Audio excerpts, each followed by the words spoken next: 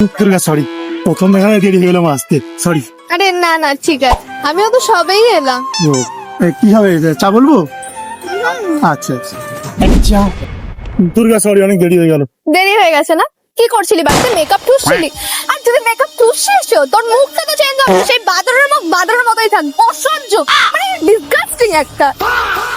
Durga, meet my friend ইমান। হ্যাঁ জানি, তুমি তো বলেছিলে ও খুব ভালো ছেলে। হ্যাঁ সত্যি খুব ভালো ছেলে। এই কাকা, তুমি মদ খেয়েছিলে? আরে তুমি তো জানোই মদ টদ খায় নাই, ভালো ছেলে। এই ইমান বোঝা তো। এই দাঁড়া, তুই তো কথাই বলিস, তুই তো আরো বড় মাতাল, খারাপ ছেলে একটা। তুই এদের পাল্লাই না করবো। এই মেয়েটার সাথে কি চক্কর চলছে তোমার? এত চ্যাট।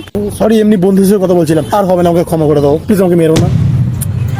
পাগল, আমি তোমাকে মারতে পারি, কিন্তু নেক্সট টাইম থেকে বিশ্বাসটা আর ভেঙো না। প্রিয়াঙ্কার সাথে খুব চ্যাট হচ্ছে না তোর, তুই দাঁড়া।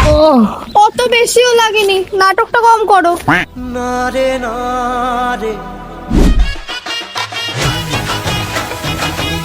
আরে ওরকম করে দেখো না, কেমন একটা লাগে না তোমার সামনে এরকম করে খেতে? তাই বাচ্চা, একটু লজ্জা তো লাগেই।